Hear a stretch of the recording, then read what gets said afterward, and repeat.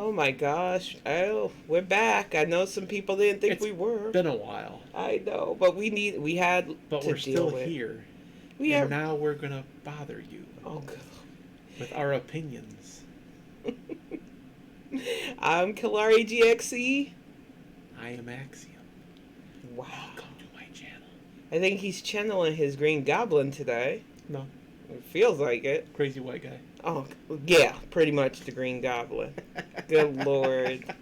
But thank you everybody who's been reaching out. You know, we still stream. We have our gaming streams, and I do the Bonnet Chronicles.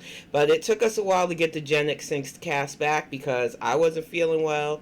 Then Axiom started new work, so we're trying to balance out real life with this. Mm-hmm. But we have not given this up. We have plenty of things to talk about. It's definitely going to be a spoiler-heavy stream. So if you haven't watched No Way Home, if you haven't watched Ghostbusters Afterlife, there are going to be parts you'll probably want to either mute or skip. Hey, Bella. Hey, Bella. Welcome to the chat. Or, you know, just listen, because I know that in the realms of the internet, spoilers are happening anyway. They spoil stuff in the trailers. But we want to give our heartfelt take on both of these movies. We also want to touch upon the Netflix stuff, Funimation, RIP, and welcome in our Crunchyroll overlords, which, yeah. And there's just so much to talk about. So, and the bad part about this is there was no way to talk about No Way Home without giving spoilers. Yeah. It is a rich story that is just, there's nothing you can say that doesn't give away some part of it. Yeah. So this is your first and only warning. If you haven't seen it, we're gonna wreck it for you if you stay. So yeah. And the thing is, there was so much we liked about the movie. There was so much about the movie that really made us go, this is fun. Laughter, tears as usual. Tom Holland, thank you very much for making me cry again. But twice. What I don't, twice. Because he got me in Civil War, was it? Not Civil War. It was. He got you twice in this last movie. Yeah, he got me in Endgame, and then he got me twice in this movie. He only got you once in Endgame. He got you 2 times in this one. Yeah. So the thing with this movie that truly bothers me, and we're starting right off the bat, is it was a complete nod to the most shittiest comic book storyline ever written. And they didn't even give us the satisfaction of directly copying it. They just took aspects of it. And Axiom can tell you, I don't like Joe Quesada. Hey, Carly, welcome to the chat. I am not a huge fan of Quesada at all because of the decisions he made during Marvel. I feel like he was a major reason why Marvel lost a lot of their big IPs to places like Sony. And like Axiom, what you said about this being more of a Sony movie than an MCU. When we were sitting there watching it, and I want to be fair, great movie, good acting, good story, great acting. Great seeing Molina back as Doc Ock. Yeah, he was fantastic. Amazing. Even William Dafoe, who scares the crap out of me, was great as. I wasn't disappointed with anything in this movie except the very end of it. The story for me, though, because once you piece it together and realize what they're doing, it's just like, we're being Quesada. And it just felt very, very... it felt flat for me. It felt very like Sony had more of a hand in this one than they did in the other two. Yeah. Like, okay, we'll give you the link to the Multiverse of Madness, but we are going to remind you that Spider-Man's ours. Yeah. So we're going to push Venom into it, which I'm fine. I didn't think they should have launched Venom without Spider-Man anyway, so I wasn't mad at that. What I'm mad at is having a Peter that we loved. We loved his life. It wasn't the perfect life. He had his ups, his downs. He fought against Thanos. Peter went through some things. So to have him basically lose everything, which is what this movie is telling us at this point, it's not okay. I don't want a sad Peter Parker. It did. Yeah, and that was the bad part. Is like, and the thing that I hated about it was it wasn't. If this was the first time we've seen something like this, I could have shrugged it off as, you know what, the ending just wasn't for me. Oh well. But because of the comic, you see it in The Flash. You see it in all these shows where the main story, the main thing that the character is supposed to learn throughout the entirety of the episode or the entirety of the movie is completely ignored at the very end of the last 5 to 10 minutes. It is derpy, smart white boy syndrome. And I'm going to be blunt about that because Barry is supposed to be super intelligent. Yeah. Made really bad decisions when he had everything going for him. Yeah. It was like, nope, I'm going to mess up time to go back and revive my mom. And it's like, dude, no. Yeah. You don't mess with time. And then this, where Peter was told by the person who loves him, we will work together. Don't make decisions without me, and he decides to make the very same thing. He does Yeah. the exact opposite of what he said he was gonna do. Yeah. And I get a lot of people are defending the ending by going, well, it's just going to set up the next sequel of movies. It's like, I didn't want a setup for another thing. And I know there's going to be a setup Yeah. for another set of movies because he does such a good job. Sony would be crazy, freaking stupid beyond all belief to not do this. I'm mad because I waited for a happy ending to the third Spider-Man movie, and Sony seems incapable of giving a good third Spider-Man movie. At all. Like, every single third Spider-Man movie has been just, ugh, for us. Whether it was just completely bad, like something. I love Andrew Garfield. I'm trying to be nice about him, but his movies drove me nuts. And it was something else I kind of had a little bit of a problem with. It Yeah. seems like Andrew Garfield, for all the... I heard he didn't want to do this. Yeah. But they put him more in the movie than Tobey Maguire. Yeah. And I was like, I felt like it should have really been 50-50 on that. And with Tobey Maguire, I love the old man Peter thing, Yeah. but it was like the only one of them that got the successful marriage and stuff was the one that couldn't even say, yeah, I'm happy. Yeah. It was, it's complicated. He couldn't say, yeah, I'm actually happily married with MJ. No, or my version of MJ. Everything's working great. No, it's complicated. It's Yeah. really complicated. And that's because how does that happen? his MJ was modeled off the old stereotypical, I'm just a playgirl and I'm a trophy and Peter's got to chase me. And it was why a lot of us, while we were okay with MJ, we weren't like huge fans of her. Yeah. We just wanted Peter to be happy because he was constantly bullied, constantly picked on. He was a freaking superhero. So I was big time Peter and that MJ for the longest time because that was all we knew, but I really wasn't a fan of hers. Then we got our MJ, which I like to call Zendaya. She's our MJ. She's smart. She's funny. She's willing to fight by his side. She didn't care that he was Spider-Man. She had his back, ride or die. And Sony seemed determined to rip that from us. I don't understand, and that was the really depressing part of this. We were good. Yeah. We're watching this movie right up until that part where you could see where it was going to go, and I was like... I knew the moment that Aunt May took her last breath in the movie. I'm sorry, I know it's a heavy spoiler, but the moment she died, it was going to be some fuckery. Yeah. Because that was the catalyst for that comic back then. He wanted to make sure Aunt May didn't die, and he made a deal with Mephisto, giving up everything so that he could have one more day with her. Yeah. And it was a sucky storyline. I don't care what anybody says. I've loved Aunt May since the early days of the comic, but she had her time. She was in her late 70s or 80s back then in New York. I don't know about you, but being from New York, that shit stresses you out. Yeah. You just almost ready at that age to be done. And the thing that really irritates me about it is through the whole movie, and Peter had to learn the lesson at least twice. We'll do it together. Yeah. Him and MJ doing this stuff together, they'll get through it together. Don't make decisions without me. She actually tells him directly. And yet at the very end of the movie, it's, well, wow, they're really happy without knowing me. I guess I better just back off. That Franklin promise. A promise to her and your best friend that you would come back and remind them that you were friends, and you broke it. Yeah. How does anybody... No, I at can't. all. I'm not okay with that. And there was just so many, because you know he's making a lot of decisions because he's a stupid kid. Yeah. They hammer that home. Even though Peter is super intelligent, he still has the emotional maturity of a child. And that's the thing that I had to keep reminding myself as he kept making stupid. Because even Doctor Strange said it to him when he wanted to do that freaking spell, which Doctor Strange should have known better too. So I'm dinging him on this too, because you're the adult in the room.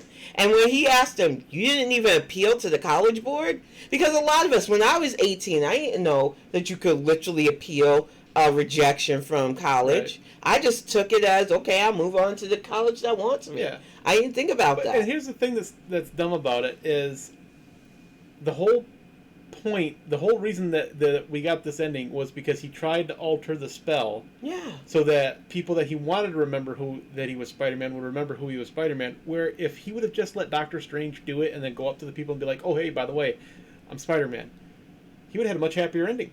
But see, the way the spell is, he completely wiped Peter from everybody, and I don't like that. But the original spell was just to wipe that Spider-Man was Peter. Yeah. At the end, he had to wipe out that Peter existed from everybody. And that spell was way worse than the other one. And my thing is, he could have made adjustments to it, because he made adjustments to the first spell. But the first spell happened before the fabric of the universe started tearing. But my thing is, like, he had to do something quick, so I kind of understand that. As well, I said that night we watched it.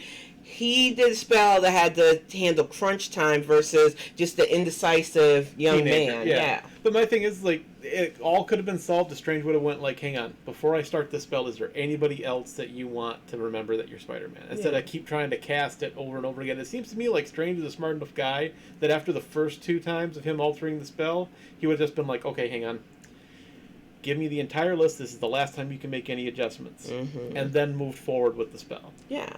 And I know that we wouldn't have had plot, or as I Hate Everything Goes Because movie. Right. I know we wouldn't have had any of that if he had been able to do that. But it just drives me nuts, the kind of stupidity that we're supposed to dismiss. I would have rather seen a half-hour movie that was like that than the 2-hour movie that we sat through. Yeah. Because it's not okay. Not only did you rip his only family from him, you basically took his identity and said you cannot be Spider-Man and Peter Parker at the same time to everybody. Yeah. You took away his future from MIT, so he's no longer like the smart kid. I guess he had to drop out of school because the school wouldn't have known who he was. Yeah, there was no memory of Peter Parker and anywhere. Then his extra family, which was MJ and Ned, no longer know who he is. And I know that people will be like, no, their bonds are stronger than that. But he literally went in there. And you know, you've seen a bit of a twinge in her eyes, but it's not the same. And this is the part that I had questions about this that I didn't bring up yet, but I want to bring them up now. It erased the memory of Peter Parker. It didn't erase that he was there. It just erased everybody's memory. So what about that thing they had set up in the high school that showed half Peter Parker's face, half Spider-Man's face? All that's gone. How's it gone? The way Doctor Strange's spell is not like regular magic. Right. Anything that showed Peter's likeness, that's why Homeboy that acts like Alex Jones of their thing, J.K. Simmons is amazing. All of that stuff was gone. Everything Mysterio did was gone. All of it wiped. So even if they had something up for Spider-Man, it's just Spider-Man in the mask now. It's just a whole altering spell. I was wondering if the spell actually altered anything that could have shown that. Yeah, all of it would have to be wiped. Because I was like, they didn't forget Spider-Man existed. They just forgot that Peter existed. Yeah, so everything that happened after Mysterio's reveal, all gone. All traces that Peter Parker is Spider-Man has been wiped. Not that Spider-Man exists, because they can't do that. Well, that's going to be interesting to kind of thing out, because then MJ is going to have memories of her and Spider-Man being close. Yeah, but not of her and Peter being close. And that's the thing that I don't like right now, because that feels like the setup we're going to get, where she's in love with Spider-Man. She might go to MIT and then... I fully believe she's going to figure it out, and then she's going to punch him right in the spider. I hope so, because he promised her.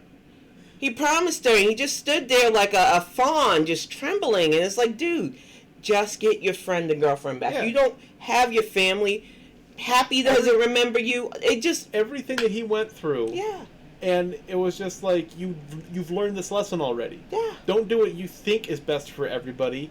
Consult the people that care about you. Yeah. Bring them in. And they told him to do it. And it was awesome, them working together. That's the thing that bothered me. It was like, you had the perfect opportunity for Spider-Man and his amazing friends. Yeah. Of course, his friends wouldn't have, like, superpowers. But come on. Super smart science chick and tech chick, maybe, in Zendaya. That would have been better, because Ned was actually getting magic powers. He was able to actually use a sling ring. You can't just do that. And he was just doing it. Exactly. He was able, with practice, I think he could have really started to channel that, and it would have been an amazing nod to Spider-Man and his amazing friends. And it was just like, exactly, Carly. I don't know how he would bounce back, but the dude literally fought aliens in space. Yeah. I mean, nothing about Peter's life was normal, but it just bothers me that now he's just, that picture of him going into that alone apartment. Yeah. With nothing but his box and his GED book, which I'm not knocking GED. I'm glad he's still pursuing his education and stuff, because I don't think Peter's going to give that up. No. It's just, it felt like they ripped everything from him. It seems to me like they had a really good opportunity to be like, okay, it may be temporary, but here's a little bit of happiness for a hero that has fought the good fight, actually did something that He really so much. Really hurt him to do. And we have an opportunity to show, hey, there's still a happy ending for you. Yeah. And they decided, no, we're not going to do that. Even if you fight the good fight, you're still going to empty an apartment at the end of the day. Exactly. And it all comes back to Quesada, because he went on record saying that heroes can't be heroes if they've got a wife or a kid or people to worry about. And I call bullshit back then, and I'm calling bullshit right now. The reason why so many people fight harder, the reason why we continue on, and for the people that we love. He loved Aunt May. She was his world. Y'all ripped that from him. He loved MJ. That was his world. You ripped that from him. Ned was his best friend, who's thick and thin. Didn't flinch through anything, and y'all ripped that from him. What does Peter have to go on? Nothing. And this was after losing Stark and so many heroes in the battle against Thanos, realizing that he was gone for 5 years in the blip. Peter has gone through so much trauma, and I'm tired of him being Marvel's whipping boy. Yeah. He's one of our favorite heroes. And it just feels like Marvel just doesn't know how to give Peter that balance, that happy. Yeah. You know, he's going to have trouble. I love the nod to the Sinister Six. And I love the little impromptu Sinister Six gathering that they did in the movie. I didn't see that coming at all. Yeah. And I was like, this is really cool, because they kind of did it without doing it. Yeah. You know, and the whole thing of, you actually had an MJ that was like, I support Spider-Man and I support Peter. Yeah. You had a friend that supported both Spider-Man and Peter. Yeah. You had everything set up. And you established that he is a different Spider-Man than the other timeline. Yeah. So everybody had a Spider-Man timeline that they could gel with. Yep. This was ours. Yeah, and it was just like, okay, since we're doing this, we're just going to rip that back. Old formula that's always brought in money. Yeah. And I don't try something new for a change. Exactly. Actually give him a happy ending to where he has a family life and stuff. And it felt so tragedy heavy. It was like every nod was to like some of Spider-Man's worst moments, like Gwen Stacy's death. Mm-hmm. You know, and while yes, Andrew Garfield's Spider-Man got to do what he couldn't do the last time, it was like that extra wasn't needed. It wasn't needed. I did enjoy it, though. Yeah. I did enjoy seeing it, because you could actually... And I'll say that look of relief on his face was touching. I'll say this for Andrew Garfield. He can elicit emotions from you. Yeah. And he may not have been my favorite Spider-Man. The first Spider-Man movie he was in, I really was like, maybe. It's because he plays Spider-Man better than he plays Peter for me. The second one, I was a bit more into. I was like, okay, I could watch another movie with him in there. But it's just like, sorry, Tom Holland does better. He does. I love Tobey Maguire. He played that dorky teen well, but he also played Spider-Man well. But he still was missing that motor mouthness. I felt like he was reining himself back a lot with Peter. And the bad part was he needed a Ned. Yeah. If he would have had a Ned, those first 3 movies that he was in would have been a lot better. But they didn't give him instead, Ned. They gave him Harry Osborn. Yeah, which was the worst. I'm sorry. I know that was the dynamic from the comics. Right. But I never liked it. If they would have made Harry more like Ned, yeah, I think it would have worked better. But they didn't. They made Harry out to be the rich kid that Peter had to tutor, and it was just like, is it a friendship because it's a friendship, or is it more of a friendship of convenience? Exactly. Versus what I feel like Tom Holland really got a New York team, because we were all motor mouths. Carly can back me up on this. The motor mouths, the jokes, everything Tom Holland brought. And he's not even from New York, but he just captured that young, smart superhero the way we would all be if we got superpowers. Right. And I love what he brings to the character, and I really hope that just keep giving him money. But stop using him as a punch bag. We want to see him happy. Yeah. I want to see a happy Spider-Man. I'm tired of it. And that's the thing. Like, literally, every second of that movie is good. right up to that ending. Right when right when they go to sell it and be like, okay, this is how it's going to end. It was just like, no, it doesn't feel like the same movie. I think I would have liked it better if he just walked in to the donut shop. She looks up, gasps, and he just smiles, and they cut it. Yeah, that would have been a better ending for me. I'd have been happy with that. I totally would have been behind that. I would have been like, hey, she looks up and like maybe just the recognizing way they ended in a lot of Japanese soaps and stuff. Yeah, and maybe you see the thing that seeing him and recognizing him broke the spell. You know, Yeah. it would have been a great little true love conquers magic kind of moment, and they could have had that. Would have been it. And then I would have you still wouldn't have waited for the next movie. Exactly. You still would have been like, oh, hey, this is for that. And Marvel, with billions of dollars and whoever produced this movie in your budget, while it was nice seeing the fabric of the universe being ripped, I noticed it. So I know heavily critical movie type critics noticed it. The beings coming through the portal were just reused Chitauri. I seen the CG characters. Yeah, I was like, yeah, you're not fooling me with that. That could have been better if they would have, because I was looking to see if I recognized anybody. Yeah. It would have been nice to see some recognizable character outline. Yeah, the moment I seen one holding the staff like Homegirl, I was like, yeah, they just reused Thanos' army, you know? And it was like, how would they have known or cared who Spider-Man was? Yeah. Well, I'm sure they'll dig out, because people will probably point that out, and then they'll be like, oh no, that was this character, and it'll be some obscure character from a Spider-Man book from years ago that no one would even attribute to coming through the portal like that. But my sharp eye said, no, I noticed them reusing assets. Yeah. And it's like, I get they had to push forward why Strange, while he's no longer the Sorcerer Supreme, but he is a master level sorcerer, could not, even in that crunch time, alter the spell to do what Peter needed it to do. And like I said, there was a lot of good nods to the Multitude of Madness. I felt like that was a great advertisement for the Multitude of Madness, and I'm excited a bit for it.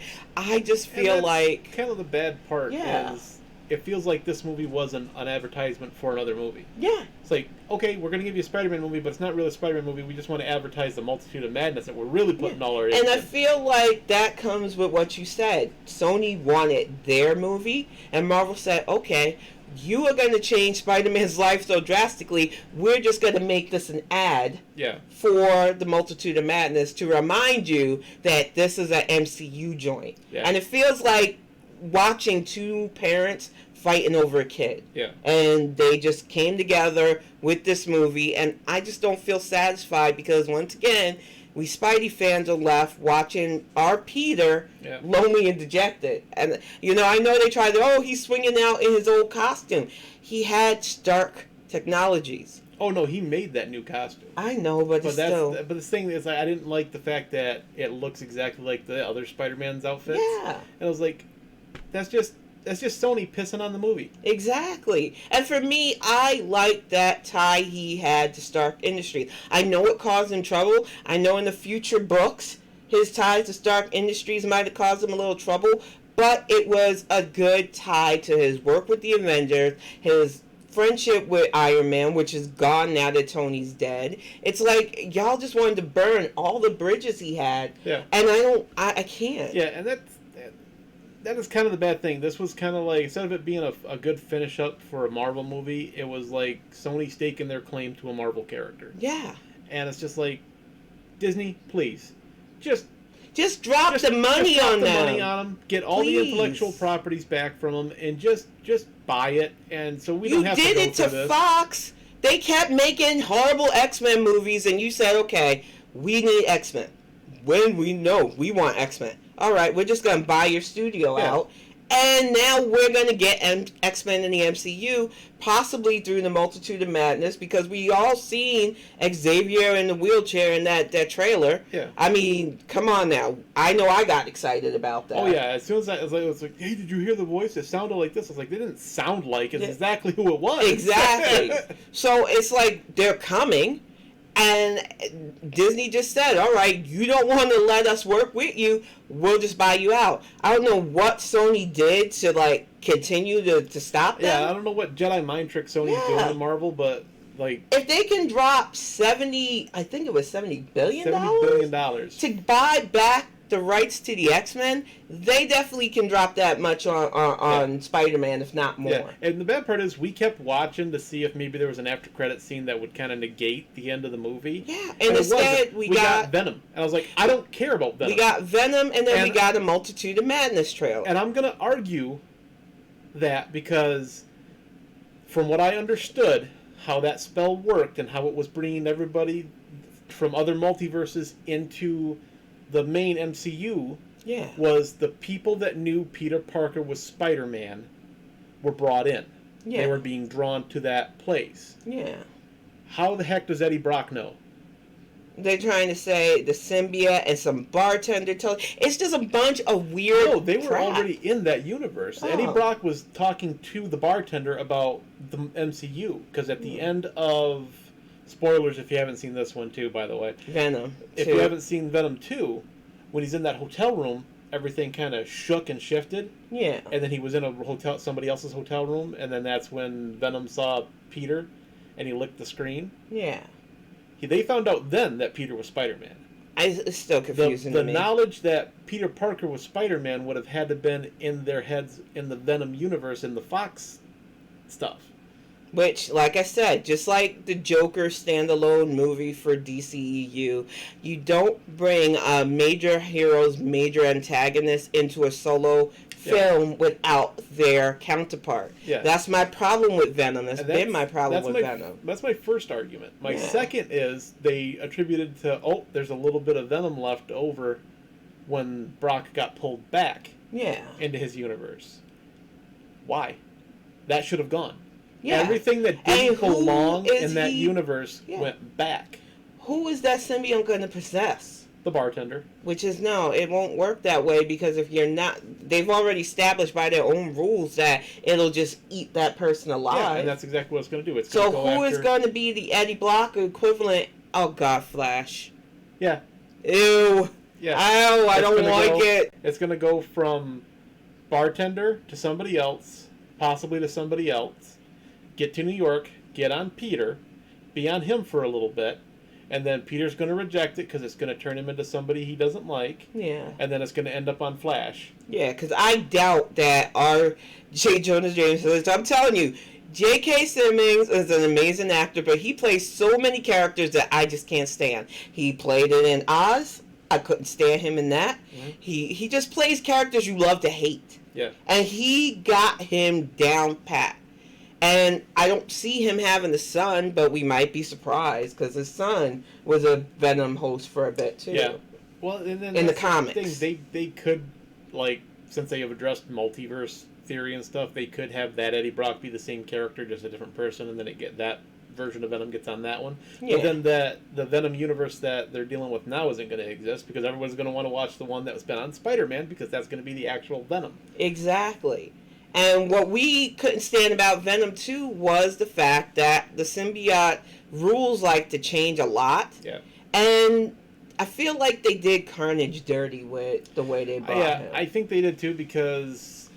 And Woody Harrelson, he plays Psychopath so well. If they bring Carnage into the main MCU, you need to get Woody Harrelson to do that character. Exactly. The only thing I have a hiccup about was they made Cletus Cassidy care about that other woman when Cletus doesn't care about anything. Exactly. Cletus and while I like the romantic plot, if it had been somebody else, you were trying to convince me that I read Maximum Carnage. Yeah. Carnage don't care about nobody but murdering. Yeah. He straight up he lives for killing. Yeah.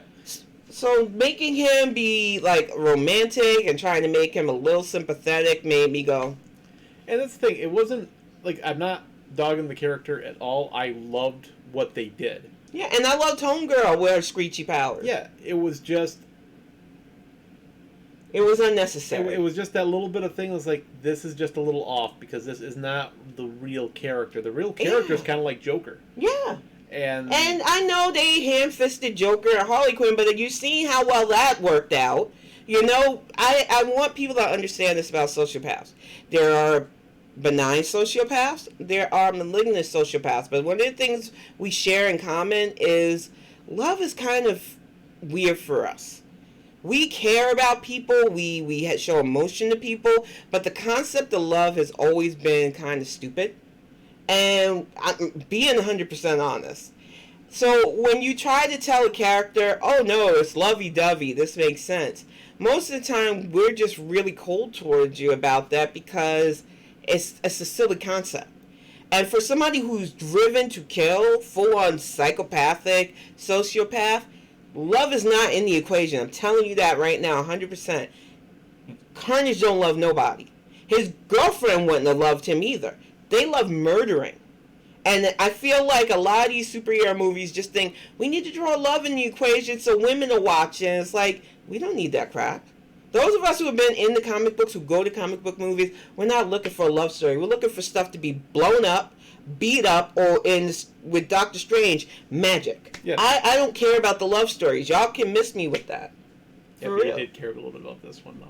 Yeah, I guess you got me on that, but I can't get my hopes up anymore. Every time they start to do right, they rip it apart. But that's why we can't. Yeah. Because every time they dangle that little happiness string in front of us and be like, "Oh, look, the hero's going to be happy," they jerk it out of the grass. Look at WandaVision. WandaVision to me are one of my favorite Marvel couples. They're another one in the formula of they'll never be happy together. No, but they keep teasing you with it. Yeah. And it's like, you guys don't have to tease us with this. We will watch because we love the characters. Exactly. If you don't know what to do with the characters when they're together, then you need to have a plan. Be like, okay, after this, we're going to end shortly thereafter because we got nowhere to go with this. Yeah. And then make it somebody else's problem to come up with that kind of story. Yeah. Don't keep, like, you put $1 on a string and you just, hey, come on. Yeah. Exactly. Hey, come on. Yeah. And like Mr. Krabs, we sit there and go, money, money. And we keep running toward it, and eventually we're just going to get tired of running toward it because we want the happy ending. They're not the only ones. They're doing it with Star-Lord and Gamora, too, and it's like, I'm not going to do this. I'm not. Yeah. I'm not going to do this because I've already mentally started preparing if they ever do bring Adam Warlock into the fray because he was who she was originally meant to be with. So there's going to be that dynamic of Gamora, who doesn't recognize Star-Lord and the crew anymore, this new guy with super cosmic powers, and then Star-Lord, who's fucking totally gaga for Gamora. Yeah. And that dynamic, and my brain kept preparing for it, and now we don't even know where they're going with it. But I do know that I'm tired of the formula of get a couple together that we like, and then just split them apart for no good reason. Yeah. It's not fun for me. That will they, won't they is old TV tropes. Yeah. We don't need it in our stories. For a little bit. It worked for the first movie. Hey, Salmon Isle. Hey, Salmon Isle, yeah. I didn't see him sneak in there. Yeah. It worked for the first movie. I loved it in the second movie when they actually got together. And then it's like for me right now, the second movie's where I'm going to end it. Yeah. I was like, until they get like, okay, here's the fourth movie, and then I can tie the third movie to the fourth movie to try to get that happy ending in my brain. As much as I like this movie, because it succeeded on a lot of fronts. Yeah. It pulled the emotion from you. We got 3 Spider-Man. I loved it. I loved the nods to, maybe there's a black Spider-Man, so Miles Morales may be in our future. I just feel like for every Easter egg we got, for every nod we got, the gut punches started to negate the positives for me. It was like the stuff that you put in there that we really wanted to see, that we really wanted to enjoy, was not worth the cost at that point. I would have rather waited and got a different movie. Exactly. And like I said, it feels like we got really good acting. Like every character sold their character. They even made me love dubstep electro because they took that mess out of there.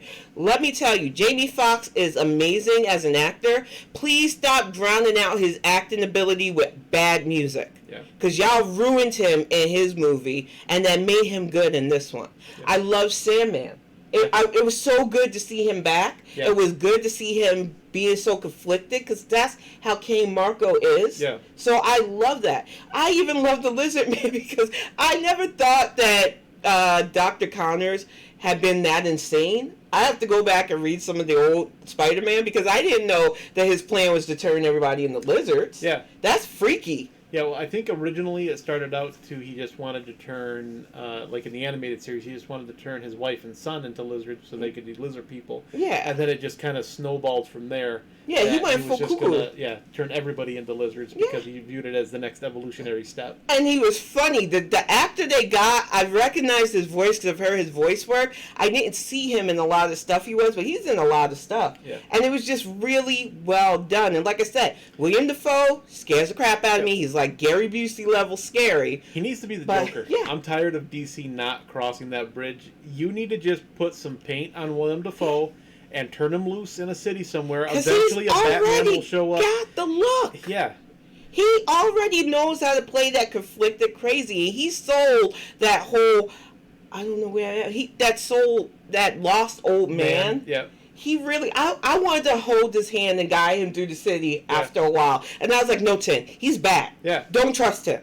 Yeah. It's an act. And I kept saying that. And actually, I was like, no, at first. And he was like, yeah, it's an act. Well, I think it wasn't an act right at the beginning because I don't trust him. Because he does, in the comics, he does have that weird, he switches without knowing that he's switching. Yeah. So I think it started okay, but I think by the time he saw Spider-Man, and the Stark tech. It was an act. Yeah, he saw that how advanced technology was, and realized I can make a lot of money. And that thing, I want people to remember that Green Goblin is bad, but so is Norman Osborn. Yeah. He tries to portray himself as, oh no, I want to be good. He is the most greedy corporate businessman that Marvel ever cooked up. So I've never really bought that good guy act. Yeah. Because Norman Osborn is bad, and so is Green Goblin. Yeah. They're two peas in a shitty pod. You know?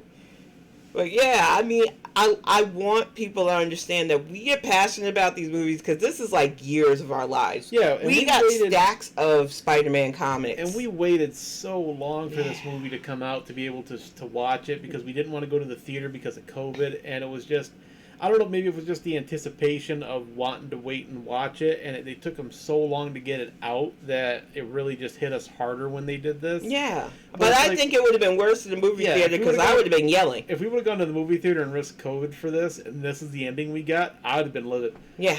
And I don't think I would have been all right at all because I feel like they really took what we all enjoyed about Peter and in this MJ, incarnation and just decided no, he can't be happy. Yeah. And for me, yeah, Peter and MJ really hurt, but Peter and Ned hurt worse because it was like they were like brothers. Yeah. That would be like you and your best friend not remembering each other. Yeah. That would hurt. Yeah. Because y'all are like brothers. Yep. You know? So overall, good movie. Yeah. Were we disappointed with the end? Absolutely. Any comic book fans that hated One More Day, y'all are going to feel this. It's going to punch you in the feels because I feel like that's the biggest nod they gave. Yeah. And I don't agree with it because you didn't even give us the payoff of that sacrifice at least bringing Aunt May back so that he wasn't by himself. Yeah. You just gave us a lonely, dejected Spider-Man. And that actually would have made more sense if by the spell, if it would have like time skipped back and a lot of that stuff hadn't happened. That would have made more sense. But now it was more like, okay, yeah, all that stuff happened, but Peter's the only one that remembers it. Exactly. And I don't agree with So. it just, we're gonna see a Screen Rant about that. That's another one of our favorite. I'm sure he's gonna pitch that, and a lot of the stuff we thought this don't make sense. And he's gonna be like, get all the way off my back. Yeah. I love that because money. Yeah. I love that guy is so amazing. I think his name's Ryan. Yeah, I think it's Ryan. Yeah. Yeah. If you haven't checked out what was it? The Screen Rant is the main channel. Screen Rant's the main channel. I don't remember his last name off the top of my head.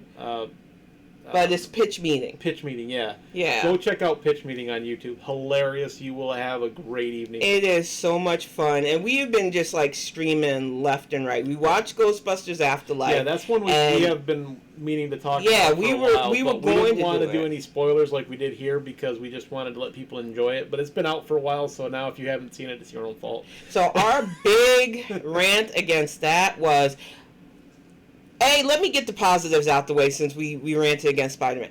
this movie made me love child actors. I am not big on child actors. I am a child of the 80s. I've seen everything from Goonies to Lost Boys. I've never been really big on child actors because it's always felt forced what they did.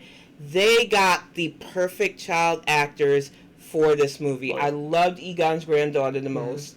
But even his grandson made sense. The teenagers around there were typical teenagers thrown into bullshit. I like the Gen X mom not having her shit together because, let's be honest, a lot of us didn't, and we struggle sometimes with our own bad choices. What I don't understand is how she's Egon's daughter and not with Janine.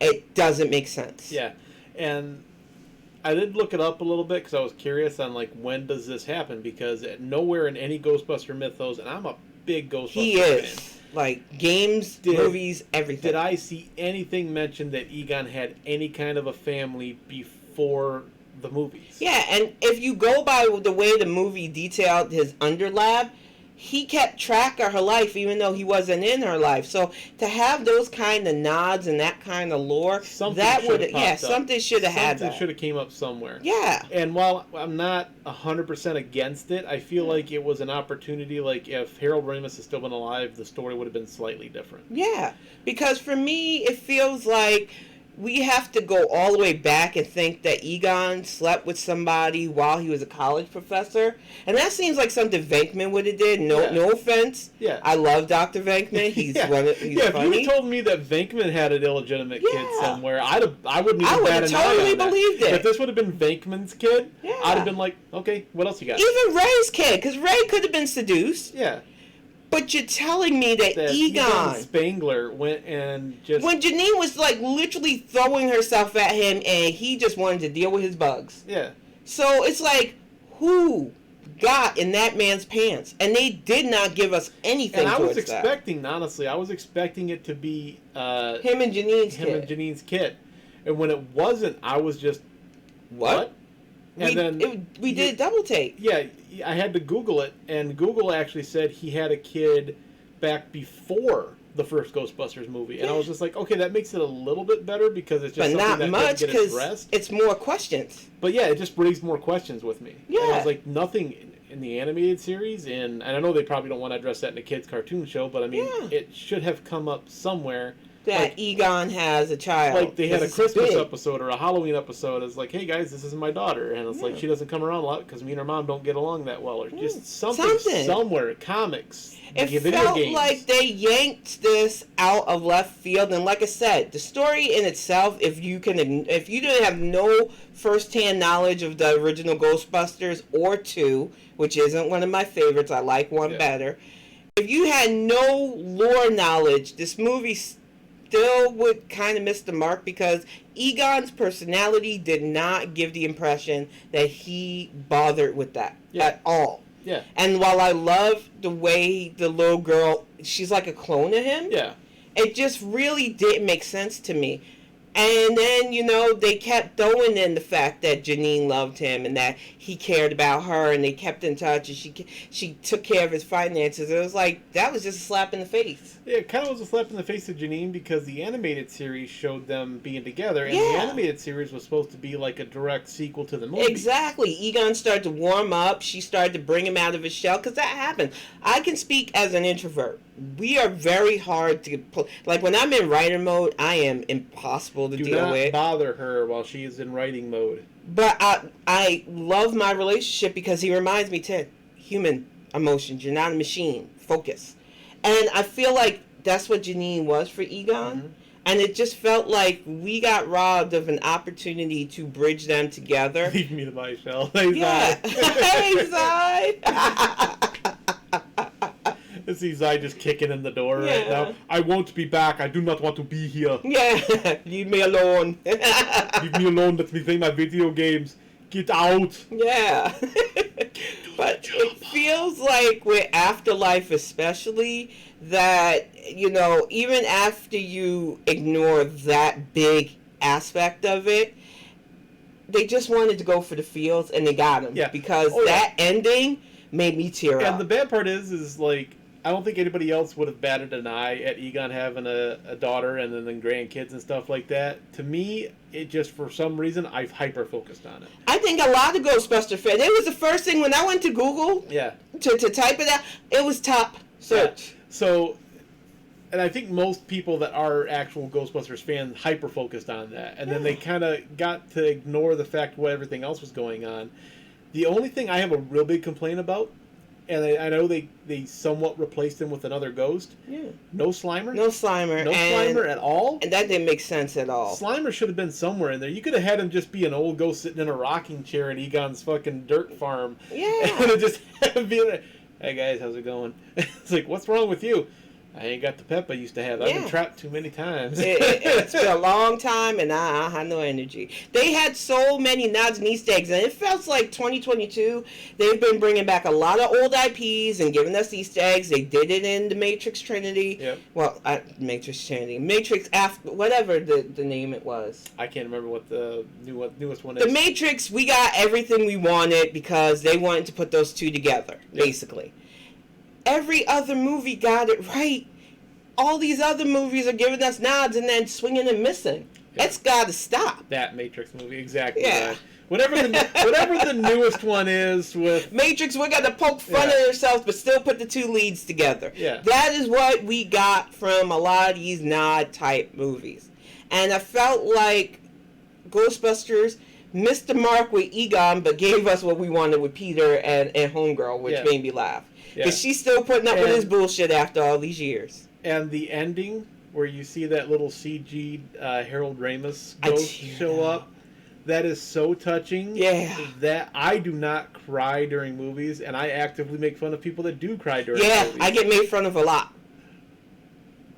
I was almost right behind her when you see that little ghost hand come around and help her, like, pull her back over to the other Ghostbuster so they could all sit there and stop Gozer. Yeah. That is such a sweet moment that you can't write a better movie moment than that. Exactly. It was, the gang was all back together, even in spirit. Yeah. And I loved Ray's character because he became so dejected, which is what Homeboy did in reality. Yeah. Like, I used to think that out of the two Blues Brothers, he was the most approachable. No, I don't think I would bother Dan Aykroyd. No. He's beyond get off my lawn. I think he would shoot at you. I loved Ernie Hudson's response to seeing a Ghostbuster there. Like, he was just like, really? Yeah. What? Yeah. I like that he wasn't phased and that he's been doing his part to make sure that they were all okay behind the scenes, because that was his character too. Yeah.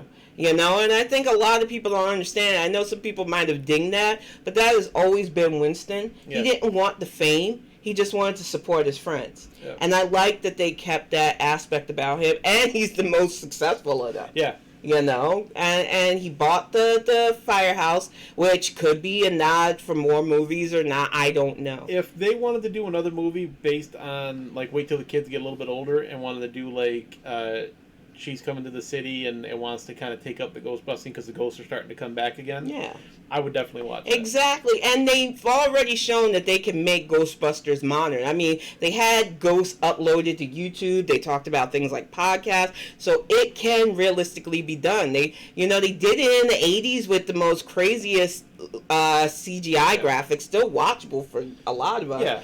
I know they can make a realistic Ghostbuster movie. It's just going to be vapid because so many people are on their phones and stuff. I think this movie really goes to show, like, everybody was just like, well, you can't do a female Ghostbuster cast because of how bad the other movie was. That movie wasn't bad because of the female actors. It was bad because of the writing. That was a bad movie. That was just, no matter who you put in that, you could have put the entire original cast in that. It was garbage. It would have been horrible. Because, like I said, what worked for the old Ghostbusters, even though now watching it, you see a lot of the problematic things. We pointed out Peter hitting on a college student.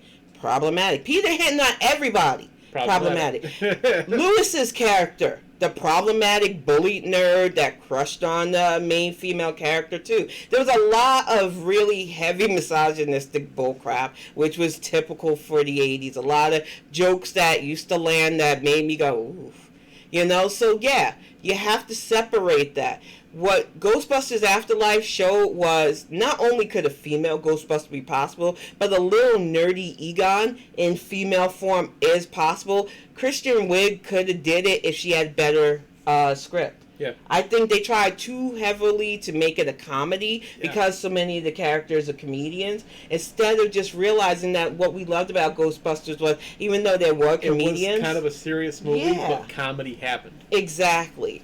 It's like you can do a movie, like if you watch it, it is kind of a serious movie, but the way the actors react to the situation, comedy happened during a serious thing. Exactly. Like they could have hit it with some lore. They tried too hard to make it funny. That's what they did in this one. They hit it with more lore, because I didn't even think about this during the first movie, where they were talking about how Ivo Shandor built the place with cores of pure selenium and stuff like that. I was like, never in my mind did I go, well, where did he get the building material for that? And then this movie addressed where he got the building material. Exactly. And if they put that in the Ghostbusters female, train wreck, as I call it, it would have made a lot more sense, and it would have been better done. Voodoo gave me that movie for free. I won't watch it. No, we want it off our list. I don't want that on there. When they're like, oh, hey, we're going to give you three free movies. I was like, no, you can take that one back. To curb the argument that, the people that didn't like it were just misogynistic and it would be a cult favorite. It's poorly written. And it wasted so many good, talented women's abilities, and poor Chris Hemsworth was the only really funny thing in it, and it was when he was hurting himself. That's not funny. I could watch Thor and actually get a funny, good story. That doesn't. It did not hit the way people thought it was going to hit, because they were trying too hard to make this Ghostbusters be bridesmaids. And I think they put a couple of the actual original cast in that movie too, didn't they? It was just so bad. I try not to think. It was just like, this should show you need a good script. Yes, you need good actors to act out that good script, but they actually have to have a story that makes sense. And if it's on an established franchise already, it has to somehow connect. It can't just be, okay, we're going to have female ghosts, but we're not going to tie it to this movie to begin with. And the jokes just fell so flat. Poor Leslie Jones. She already gets enough online harassment from trolls. Y'all just made it worse for her with that movie. You got to stop. I don't give anybody that was in that movie any flack for No, because they are all amazing. They did the job that was presented to them, and they did it to the best of their ability. But that movie was abominable, and I maybe down the line, because we are pushing towards Idiocracy, there might be a fan cult of it.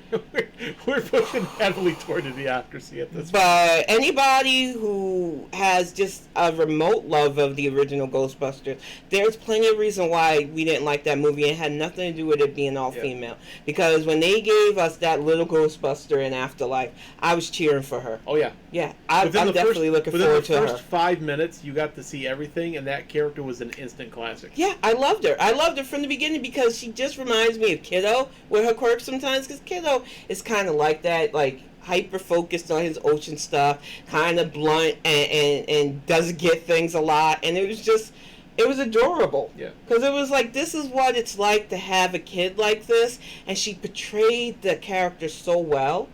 And it was just like watching Egon again, because he was like that back in the day. We didn't have labels for it back in the day. You couldn't say somebody was autistic back then, But for those of us who have kids in the spectrum, who might be on the spectrum as well, undiagnosed, you notice that there are just certain quirks about yourself that Hollywood either gets completely wrong, like mental health, or they get completely right. And this was the first time I seen it portrayed properly since, I say Sheldon. Sheldon gets it right, too. Yeah, Sheldon. Annoyingly so.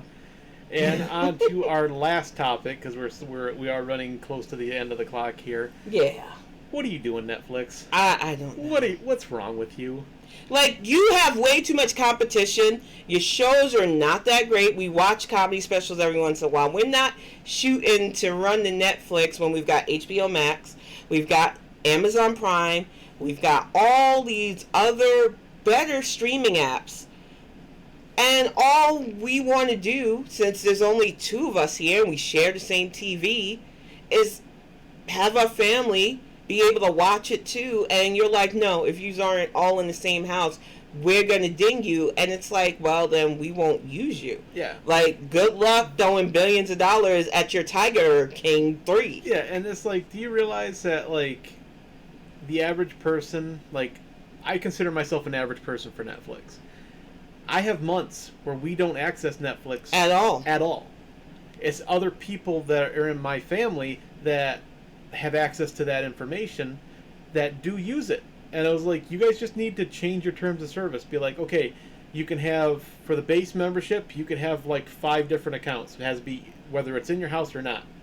And then charge from then on up. Don't just be like, oh, well, if we see that you're account sharing, we're going to charge you extra money. I was like, you charge me extra money, you're going to lose my membership. Yeah. So not only are you not going to get the extra $3 that you want, you're going to lose the $15 that you were getting. Exactly. Because like I said, the most streaming apps we currently use, besides Amazon Prime, because we sometimes watch that for different things, is HBO Max. And HBO Max, not only are they showing us more content. New stuff, old stuff that we loved, all the nostalgic stuff. And like I said, we're not sponsored, so don't think that's one of the reasons we're saying that. Not that we're not open to a sponsorship, HBO Max. Look at you. It just bothers me when streaming companies are like, okay, we got to worry about our bottom line. How can we do this? We're not going to cut the budgets of bad shows like that one weird creature dating show, which I won't watch. No, we are going to get rid of shows that you like to watch, and then we are going to charge you extra if you dare share with family. And it's like, that's not it. That's not how that's going to work. And then Funimation, I don't know what's going on with y'all. You still haven't even emailed us to let us know what's going on. I have a Funimation account. I have not received word other than what Cal told me about on Twitter. And I found out on Twitter that they are merging with Crunchyroll. You have not notified me at all. You have not done anything to let me know that, hey, these are some steps that you may want to take. My email inbox has not received anything from Funimation, and I've been paying them for months. Yeah, you had a grandfathered in price, which was nice. And now you might get 2 free months of Crunchyroll for all your trouble. And it's like, but when am I going to find out about that? Yeah. And when you log into after the fact? Yeah. When you log into the app, they just let you know the future is Crunchyroll. And it's like, wow, thanks, Funimation. Yeah. What an unceremonious goodbye. Please show them. Yes, so our friend Balor here has their own shop up, and there is the link that will take you to either the Etsy, or it'll give you a choice. You can go to Etsy, you can go to eBay, and Balor makes custom coasters. They are I will bring this a little bit closer amazing. so this is one that they made. That's kind of hard to see here. Yeah, I think the light is You may lose us a little bit here. Let me shut this off if I can. I don't know if that's any better. Somewhat. Yeah, That's Ralt. You got her. So there's a little Ralts. There's my Lucarios. There is the Goron symbol. Nice. Or the spiritual gem. There is the... Oh, flip it upside down here. There we go. There is the Zor Sapphire. Yep. And... Funimation really pissed me off. The one that's over there? There should be one more over there. Yeah. Your earbuds on it. Yeah. And then there is the Ghostbuster symbol. As I said, huge fan. Yeah. And Battle was very nice enough to actually do that. These are so nice. We've been using them. They are amazing. Yeah, they are very nice and they are very good. They work great. I've got one other one that's got the Zelda Triforce bird on it up in the streaming room, so that I can put my soda on there when I game. And Kirby's been guarding the rest of them for and us. Kirby sits on these for us right now just because we don't use them as much as we should. Yeah. And then Cal has been busy this weekend. Cal baked cookies. Baking cookies. We've got a couple of tins of these double chocolate chip, We will not be having a couple for very long because I am going to hit those hard tonight. And you may or may not see me in a sugar-induced coma tomorrow. Again, we plan to just have a stress-free weekend. I should be on playing DDO tomorrow. I will be back on camera. I feel a lot better than I have the last few weeks. And I just want to thank all of y'all. So you're sending them out there. I'm going to start baking for people. I am. Axiom asked me to do it, but You are not going to get any of those cookies, because they have to get through me first. And I do not share well when it comes to sharing Cal's baked goods.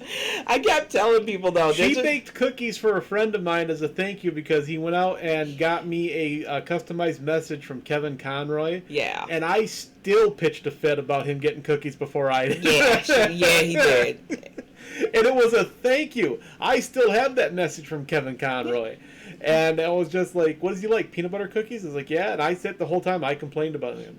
Get him peanut butter cookies. I didn't get no peanut butter cookies.